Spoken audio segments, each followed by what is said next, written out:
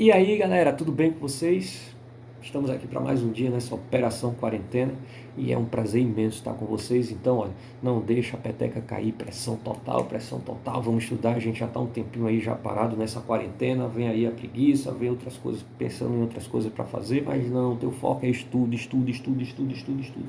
E aí você pega essas dicas que eu vou dar aqui agora, as outras que eu já dei, os outros professores aí também mandando ver para vocês aí também, estuda, faz a revisão, procura aí não perder tempo, tá bom? Então, dedica aí tempo para os teus estudos, não fica parado. E hoje o assunto é muito massa, é probabilidade, e a probabilidade de não ter esse assunto na tua prova é quase zero, tá bom? Quase zero, meu. Então, probabilidade é um assunto muito importante. E a gente vê aí em várias situações do cotidiano, tá bom? Então, a primeira coisa que eu quero trazer para vocês é de experimento aleatório, que é quando eu pego aqui uma moeda, simplesmente jogo ela ao acaso, ela se torna aí um experimento aleatório, tá? Então, o espaço amostral é o conjunto de todas as possibilidades de resultados. Então, quais são os resultados que nós temos, cara ou coroa, para esse lançamento de moeda, tá? Então, a gente também vai ter o evento. Então, o que seria esse evento? É um desses casos possíveis que nós temos, tá? Então, a gente vai ver que o evento é um subconjunto do espaço amostral. Vou trazer aqui para vocês, tá ali, ó, uma lousa interativa ultramoderna, colocar um pouquinho mais próximo aí para que você faça um print aí dessa tela e guarde isso aí para lembrar depois. A gente vai ver que a probabilidade é o número de casos favoráveis dividido pelo número de casos possíveis. Então, evento complementar, coloquei aqui no cantinho para vocês, é tudo aquilo que a gente pode desprezar. Então, a gente tem os casos favoráveis, o que a gente não quer, a gente coloca como evento complementar.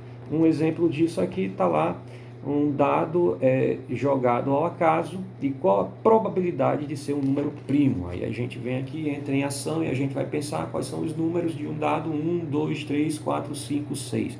Quais são os números primos? 2, 5 e o 3, né? Eu esqueci o 3. 2, 3 e 5. Então a gente vai ter três possibilidades de 6.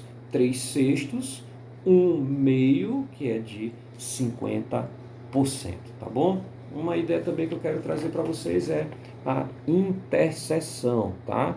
E a interseção é quando a ocorrência de um não afeta na ocorrência do outro. Então você vai perguntar logo, eles são independentes, esses eventos?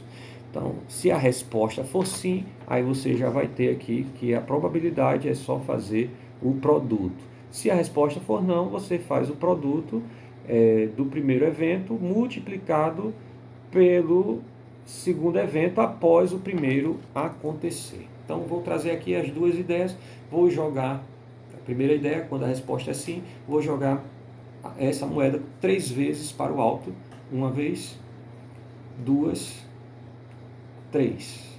Então, qual é a probabilidade de dar uma cara? Né? Então, a gente vai ter a probabilidade de 1 meio no primeiro, 1 meio no segundo, 1 meio no terceiro. Então, é só multiplicar, já que eles são eventos independentes aqui, então a gente multiplica 1 meio vezes 1 meio vezes 1 meio, 1 oitavo. Agora, segunda dica para vocês, é quando a gente tem a ocorrência aqui do primeiro evento e depois um outro evento. Por exemplo, aqui tem 5 tampinhas verdes, 3 azuis e 2 amarelas.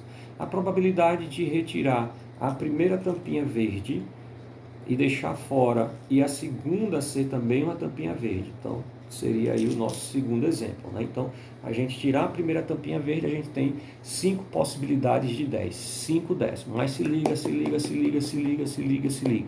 Depois que eu tirei a tampinha verde primeiro, ela não volta mais para o saquinho. Então, agora a gente não tem mais 5, agora a gente vai ter 4 possibilidades de 9, meu.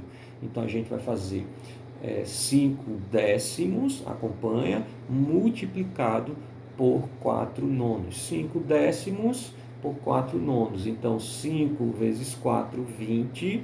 Ok? Acompanhando. 10 vezes 9, 90, que vai dar aí um resultado de 2 nonos. A outra ideia aqui que eu quero trazer para vocês é de união, tá? União.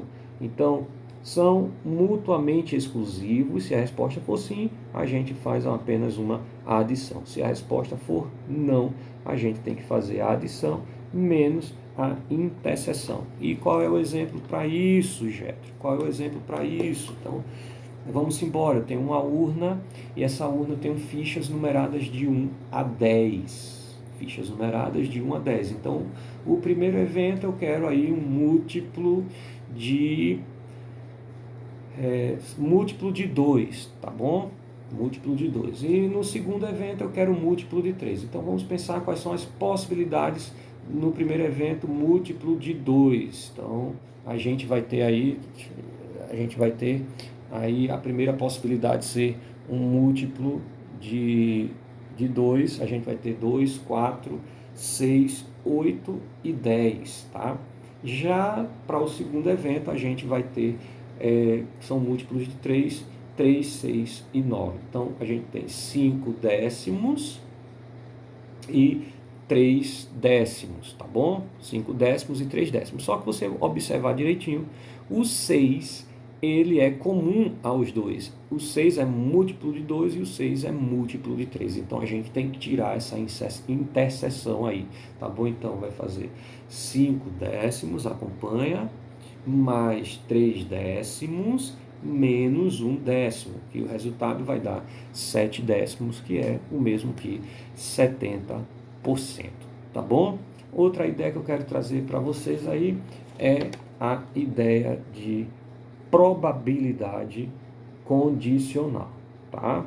Então, é a probabilidade de ocorrer A quando B ocorreu. Então, como assim, Getro? Quero trazer para vocês aqui uma ideia, um exemplo para a gente entender isso de forma bem legal. 2 dados, imagina aí 2 dados, tá bom? Faces numeradas de 1 a 6 e você vai jogar esses 2 dados. Vamos pensar, qual é o total de possibilidades que nós temos? Nós temos 6 possibilidades no primeiro dado, 6 possibilidades no segundo dado. Nós temos aqui um total de 36 possibilidades, ok? Total de 36 possibilidades.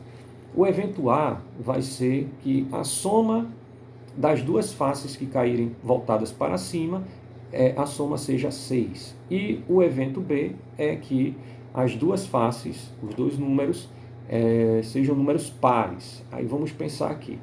Para a soma ser 6, acompanha, a gente vai ter 1, 5, 2, 4, 3, 3, tá acompanhando? 4, 2 e 5, 1. Então, eu tenho 5 possibilidades de 36 PA.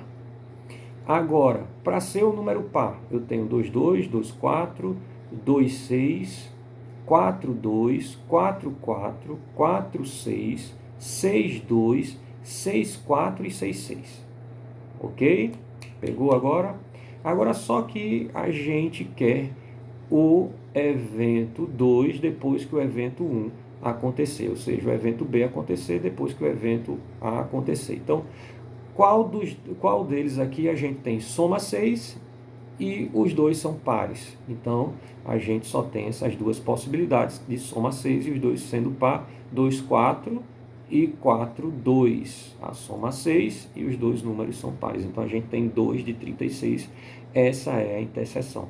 Então, quando a gente faz aqui a probabilidade condicional, a gente pega aqui a interseção, 2/36avos, dividido pela probabilidade de B, que no caso é de 9/36avos. Então, você vai ver duas frações, né, divisão de fração, a regrinha básica para divisão de fração, repete a primeira, multiplica pelo inverso da segunda, então você vai ter no final 2 nonos, tá bom? Então, gente, percebam que probabilidade ela pode estar em qualquer situação, né?